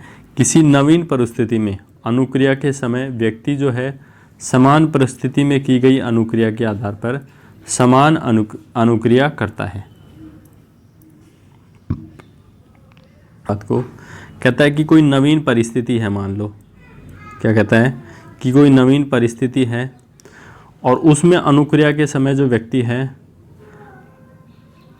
उसी के समान परिस्थिति में की गई अनुक्रिया के आधार पर समान अनुक्रिया करता है। मतलब उसके जैसी कोई प्रक्रिया आई थी, नवी परिस्थिति आई थी, उसके समान ही उसके जैसी कोई नवीन परिस्थिति आ गई तो उसके जैसे ही व्यवहार करता है। यही सीखने का सादृश्य नियम है। सीखने का क्या है? यही सादृश्यता नियम है। यह पूर्व में अर्जित ज्ञान अनुभव को नवीन परिस्थितियों में उपयोग करने पर बल देता है। ये कहता है कि जो पूर्व में जो आपने ज्ञान और अनुभव अर्जित किए हैं उन्हीं को नवीन परिस्थितियों में उपयोग करने पर क्या करता है? बल देता है। देखो इस नियम को हम आत्मीकरण का नियम भी कहते हैं। सादृश्यता का जो नियम है इसको आत्मीकरण का नियम भी कहते हैं। देखो इसमें क्या होता है, किसी ज्ञान या अनुभव को यदि धारण कर लिया जाए तो नवीन परिस्थिति में उसका सरलता से अंतरण हो सकता है। सादृश्यता का नियम क्या कहता है? यदि कोई ज्ञान या अनुभव है उसको अपन धारण कर लें तो नवीन जो परिस्थिति हैं उसमें उसका सरलता से क्या कर सकते हैं? ट्रांसफ़र कर सकते हैं, अंतरण कर सकता है, अंतरण हो सकता है। इस नियम का जो आधार है बालक का पूर्व अनुभव है। सादृश्यता जो नियम है इसका आधार क्या है? बालक का पूर्व अनुभव। देखो उदाहरण के तौर पे बात करें, कोई बालक मोटरसाइकिल चलाना सीखे तो उसमें उसके पूर्व में साइकिल चलाने का अनुभव संतुलन बनाने के आदि में क्या होता है? सहायक होता है। देखो इसमें जैसे मान लो कोई मोटरसाइकिल सीखना चाहता है तो उसके पूर्व में जो साइकिल चलाने का जो अनुभव है वो उसको बैलेंस करने की स्थिति वहीं से सीखता है आदमी, है ना। अंतिम नियम है साहचर्य का नियम, जिसको बोलते हैं लॉ ऑफ एसोसिएटिव शिफ्टिंग। साहचर्य परिवर्तन का नियम कह सकते हैं लॉ ऑफ एसोसिएटिव शिफ्टिंग। देखो इसमें क्या होता है, किसी नवीन ज्ञान के अर्जन में यदि व्यक्ति के समक्ष पूर्ववर्ती परिस्थिति उत्पन्न कर दी जाए, मतलब कोई नवीन ज्ञान है उसका अर्जन करना है तो व्यक्ति के समक्ष जो पूर्ववर्ती जो परिस्थिति है उत्पन्न कर दी जाए तो व्यक्ति पूर्व अनुसार अनुक्रिया करेगा और पूर्व व नवीन परिस्थितियों में क्या करेगा? सहचारी समानता स्थापित करेगा। मतलब एक जैसी जो समानता है उनको क्या कर लेगा? स्थापित करेगा। हाँ जी, तो देखो इसे ही अपन क्या कहते हैं? साहचर्य परिवर्तन कहते हैं ना। और ये जो साहचर्यता का जो नियम है थॉर्नडाइक का, ये पावलोव के सिद्धांत के क्या है? समानांतर है। थॉर्नडाइक का जो साहचर्य परिवर्तन का जो नियम है ये पावलोव के सिद्धांत की क्या है? समांतर है। जैसे इसमें उदाहरण के तौर पे समझाया गया है कि थॉर्नडाइक ने इस हेतु स्टैंड अप प्रयोग किया और ऊपर एक मछली को लटकाया गया और बिल्ली को स्टैंड अप का निर्देश दिया गया जिसे वह उछलकर मछली को पकड़ सके। कुछ समय पश्चात देखता है कि मछली ना रहने पर केवल स्टैंड अप कहा जाता, मछली के ना रहने पर केवल स्टैंड अप कहा जाता तो बिल्ली ने उछलना सीख लिया। देखो मतलब एक बार तो उसने मछली टांग दी, उसके बाद में है ना उसको स्टैंड अप बोलती। हाँ जी, तो देखो कहने का मतलब ये है कि जब आपके पास मछली न रहने पर केवल स्टैंड अप कहा जाए तो बिल्ली ने उछलना सीख लिया। तो जैसे बंदरों की ट्रेनिंग ये इसी आधार पे होती है ना। तो देखो नेक्स्ट क्वेश्चन आपके स्क्रीन पे है कि एक शिक्षक अपनी कक्षा में थॉर्नडाइक के सिद्धांत को देखो, एक शिक्षक अपनी कक्षा में थॉर्नडाइक के सिद्धांत को लागू करने जा रहा है। निम्नलिखित में से क्या शिक्षक को लागू नहीं करना चाहिए? क्या नहीं लागू करना चाहिए? देखो, बच्चों को तैयार किया जाना चाहिए और उन्हें कार्य करने हेतु सही रूप से प्रेरित करना चाहिए। तो बिल्कुल सही करना है, तत्परता का नियम यही कहता है। नेक्स्ट जो बात है, बच्चे को नई चीज़ सीखने हेतु खोज विधि के लिए उन्मुख किया जाना चाहिए। तो देखो, ये खोज विधि तो ऐसा कुछ है ही नहीं, अभ्यास का नियम है, तत्परता का नियम है। तो देखो, ये सही नहीं है ना। उचित अभ्यास एवं ड्रिल किया जाना चाहिए, ये भी सही बात है। जहाँ तक हो, शिक्षक को पुरस्कार का उपयोग सही रूप से करने की कोशिश करनी चाहिए। तो ये बात भी बिल्कुल सही है, क्योंकि उपयोग और अनुपयोग का नियम भी वहाँ पे अपन पढ़ते हैं, जिसमें प्रभाव का नियम में पढ़ते हैं ना। व्याख्या देखते हैं। इसमें क्या है कि सीखने के संबंधवादी सिद्धांतों में थॉर्नडाइक का जो प्रयास एवं त्रुटि का जो सिद्धांत है वो प्रमुख सिद्धांत है, जो बताता है कि प्राणी उद्दीपन के साथ अनुक्रिया करता है और अंततः सफल अनुक्रिया के चुनाव के द्वारा अधिगम को क्या कर लेता है? प्राप्त करता है। देखो, क्या कहता है, प्राणी जो है उद्दीपन के साथ क्या करता है? अनुक्रिया करता है और अंततः सफल अनुक्रिया के चुनाव के साथ क्या कर लेता है? अधिगम को क्या कर लेता है? प्राप्त कर लेता है। देखो, थॉर्नडाइक की यह विधि उचित पुरस्कार उद्दीपन की बात करती है। थॉर्नडाइक की जो ये विधि है, ये उचित उद्दीपन या पुरस्कार की बात करती है, जिससे विद्यार्थी को अधिगम हेतु प्रेरित किया जा सके या तत्पर किया जा सके। थॉर्नडाइक ने बिल्ली के उदाहरण से यह स्पष्ट किया कि अधिगम के लिए दो बातें आवश्यक हैं। वो कौन कौन सी बातें? पहला है बिल्ली भूखी हो, दूसरा है पिंजरे के बाहर बिल्ली के लिए भोजन हो जिससे वह भूख मिटा सके, है ना। तो देखो, तभी आएगी तत्परता, कहने का मतलब। इसका देखो शैक्षणिक महत्व क्या है? यह बालक में सुधार को प्रोत्साहित करती है। देखो, थॉर्नडाइक का जो सिद्धांत है ना, ये बालक में सुधार को क्या करता है? प्रोत्साहित करता है। प्रयत्न एवं अभ्यास से ये संबंधित है। ये किससे संबंधित है? प्रयत्न एवं अभ्यास से संबंधित है। देखो, इस सीखने की यांत्रिक विधि प्रयास व त्रुटि से संबंधित है। ये सीखने की कौन सी विधि से संबंधित है? यांत्रिक विधि से, जिसमें प्रयास एवं त्रुटि को शामिल किया जाता है। तो अब चलते हैं नेक्स्ट क्वेश्चन की तरफ। नेक्स्ट जो बात करते हैं अपन, स्किनर का सिद्धांत की बात करते हैं। हाँ जी, तो आज की क्लास में इतना ही। स्किनर का जो सिद्धांत है उसको हम नेक्स्ट क्लास में डिस्कस करेंगे। और अगर आपको हमारे प्रयास अच्छे लगते हैं तो प्लीज़ वीडियो को लाइक करें और चैनल को सब्सक्राइब करें। मिलते हैं नेक्स्ट क्लास में, तब तक के लिए नमस्कार, जय हिंद, जय भारत।